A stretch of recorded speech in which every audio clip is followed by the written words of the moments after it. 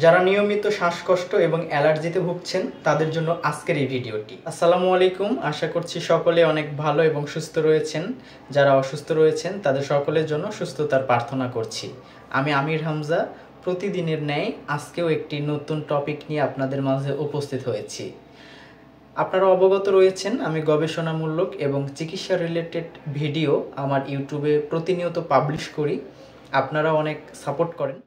আজকে মূলত আমি কথা বলছি অ্যালার্জি নিয়ে। অ্যালার্জি আসলে কি, কেন হয় এবং এটা থেকে আমাদের রক্ষা পাওয়ার জন্য কি কি করতে হবে। অ্যালার্জি হলো আমাদের শরীরের ইমিউন সিস্টেমের অতিরিক্ত প্রতিক্রিয়া। আমরা যেটা স্বাভাবিকভাবে গ্রহণ করি সেটাই ইমিউন সিস্টেম মনে করে এটা আমাদের শরীরের শত্রু। এই ভেবে ইমিউন সিস্টেম আমাদের শরীরে এক ধরনের হিস্টামিন নামক রাসায়নিক ছাড়ে, আর ওই রাসায়নিকের প্রতিক্রিয়াই হলো অ্যালার্জি। এবং ক্রমাগতভাবে যদি এই অ্যালার্জিক রিয়াকশন হতে থাকে সেখান থেকেই তৈরি হয় শ্বাসকষ্ট। আমাদের শরীরে কি কি কারণে অ্যালার্জি হতে পারে? ধুলাবালির মাধ্যমে এবং মশার কামড় এবং সাবান সোডার মাধ্যমে আমাদের শরীরে হয়ে থাকে। সাবান এবং সোডা পানির সাথে মিশ করলে ক্ষার এবং ক্ষারক মিশ্রিত হয়। এই মিশ্রিত পদার্থ আমাদের শরীরে গিয়ে অ্যাটাক করে এবং তখনই শুরু হয় চুলকানি বা অ্যালার্জি। এবং কিছু ফুড অ্যালার্জি রয়েছে।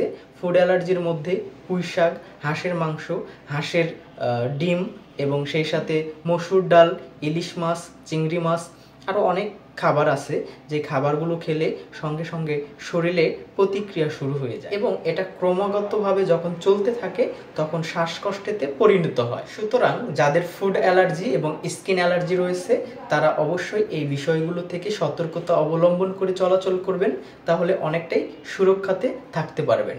আমি আরও একটু জানিয়ে রাখছি আপনাদের, চুলকানি বা অ্যালার্জি অথবা শ্বাসকষ্ট যে যাই বলেন না কেন এটা কখনোই ভালো হয় না।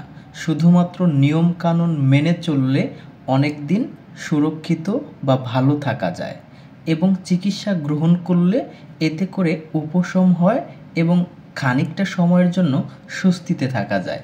কিন্তু আমাদের মনে রাখতে হবে এই অ্যালার্জি বা শ্বাসকষ্ট কখনোই একদম ভালো হয়ে যায় না, এটা শুধুমাত্র নিয়ন্ত্রণে থাকে।